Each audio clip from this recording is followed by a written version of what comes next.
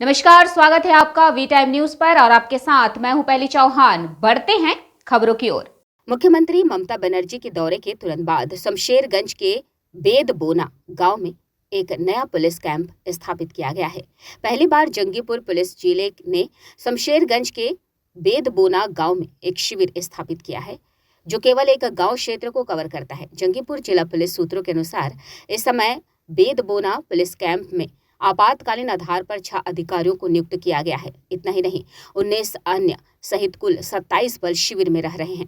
हालांकि यह police camp Shamsherganj police थाने की निगरानी में है, लेकिन यह पुलिस कैंप विशेष रूप से गांव के लोगों के लिए खोला गया है।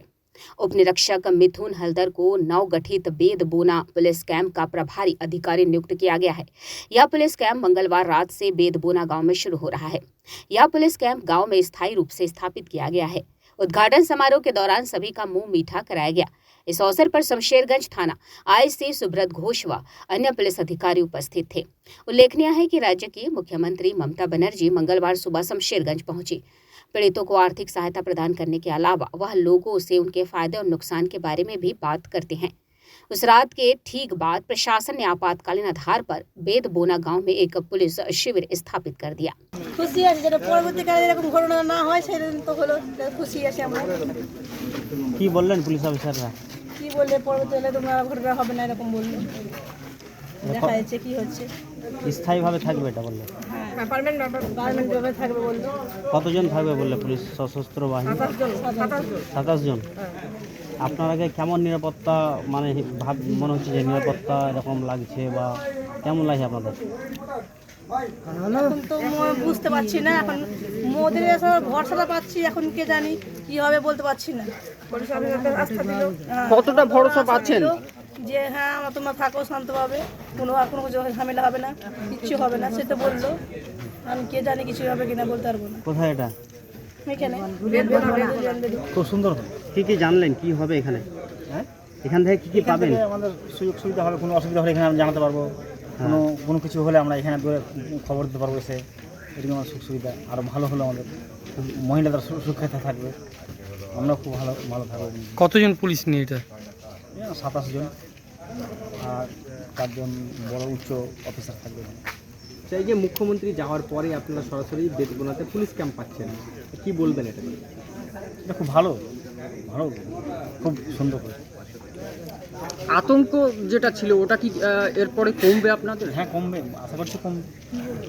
তাহলে থানাদার ফোন করা দরকার নেই? না, ফোন করা দরকার না, আমরা এখানেই পেয়ে গেলাম, গ্রামেই পেয়ে যাচ্ছে। গ্রামেই পেয়ে গেলাম। আর খুব ভালো লাগছে, শুনে খুব ভালো লাগলো। অফিসার বললো সেটা আমরা খুব খুশি হয়েছি। কি বললেন? হ্যাঁ, বললাম যে খুব খুশি হয়েছি, আপনারা পাশে থাকবেন, এটাই আমাদের ভরসা। পার্মানেন্টভাবে হয়েছে বললো, বুঝালো, সেটা আমরা জানতে পারলাম, জেনে আমরা খুব খুশি আছি। আজকে তো মমতা ব্যানার্জি এসেছিল? হ্যাঁ, এসেছিল, গেছিলেন? বাড়ির লোক গেছিলো। হ্যাঁ, তো কি বলেছে? কী বলেছে তা ততটা আমরা জিজ্ঞাসা করিনি আর জানিও না। এই যে উনি আসার পরে এই যে আপনারা একটা ক্যাম্প পাচ্ছেন, কি হ্যাঁ। বলবেন? হ্যাঁ, তা ভালোই বলবো। যেহেতু আমি স্বেচ্ছায় আমি বাড়িটা দিলাম, যেহেতু আমরা সেফটি থাকবো তার জন্যই দেওয়া হয়েছে। আপনারই জায়গাটা? আমার জায়গাটা স্থায়ীভাবে হবে কেন? স্থায়ীভাবে কামটা আমি চাইছি কি যেতে হোক। স্থায়ীভাবে তো হচ্ছে। কেমন লাগছে এখন? না, ভালো ক্যাম্পটা হওয়াতে আমরা অনেক খুশিতে। আতঙ্ক লাগছে? না, আতঙ্ক কোনো ব্যাপারই নেই।